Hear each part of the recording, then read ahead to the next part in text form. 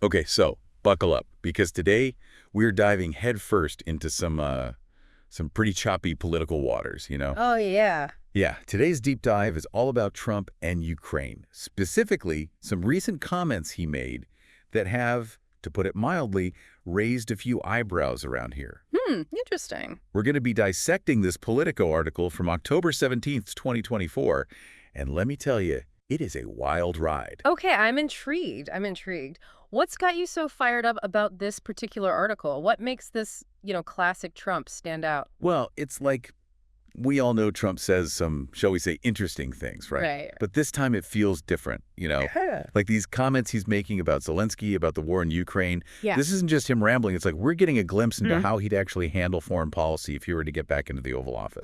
So you're saying this goes beyond just, Trump being Trump. This is giving us some potential insight into his, thought process on a global scale. Exactly. See, the article really dives into how he's basically pointing the finger at Zelenskyy Yeah. for starting this whole war with Russia. Oh, wow. Okay, so he's placing blame, and that's a pretty bold statement to make. It is, and the article does a good job of reminding us that this isn't some new stance for Trump. Like, remember during the debate with Kamala Harris when he totally dodged that question about whether he wants Ukraine to win? Oh, how could I forget? That was something else. And then weren't there also those phone calls with Putin? Yes, after he was out of office. Who knows what they talked about? I mean, the article mentions Putin launched his little special military operation back in February of 22, right?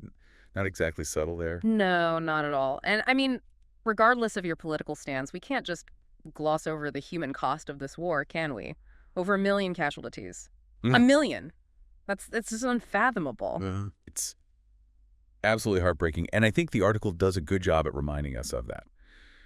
Because it's easy to get caught up in the politics of it all. But at the end of the day, there are real people whose lives are being torn apart by this conflict. You're right. It's easy to get lost in the weeds and forget that we're talking about human lives here. So where does this latest comment about Zelenskyy fall on that spectrum? Is it just more political maneuvering, or is it, as you said earlier, something different? I think it's different.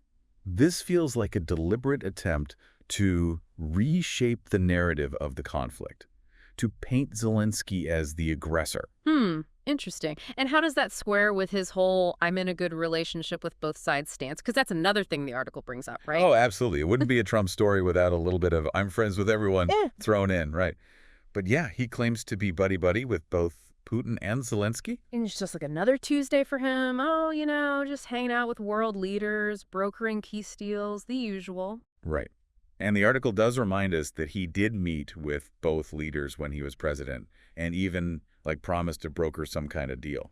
Now, whether those were genuine attempts at peacemaking or just, Trump being Trump and craving the spotlight, well, that's a whole other can of worms.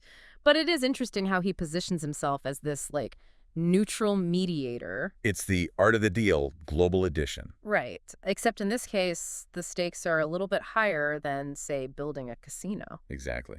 So I guess that's what I keep coming back to with this article. Yeah, Trump being unpredictable, that's nothing new. We'd be shocked if he wasn't stirring the pot. Right? Exactly. But these comments, combined with his past actions, his phone calls with Putin, his cozying up to dictators, it just makes you wonder, what would a second Trump presidency actually look like on the world stage? Would our allies trust us? Our enemies fear us? And specifically with Ukraine, would we continue to support them? Or would he turn his back on them, emboldening Putin in the process? It's a chilling thought, and it's something that, frankly, I think we all need to be thinking about, you know? Regardless of your political affiliation, these are questions that affect us all. Absolutely. The world is watching, even if we don't always realize it. And the decisions made by our leaders, for better or worse, have ripple effects that extend far beyond our borders. For me, the image I can't shake is just Trump on the phone with Putin after everything that's happened.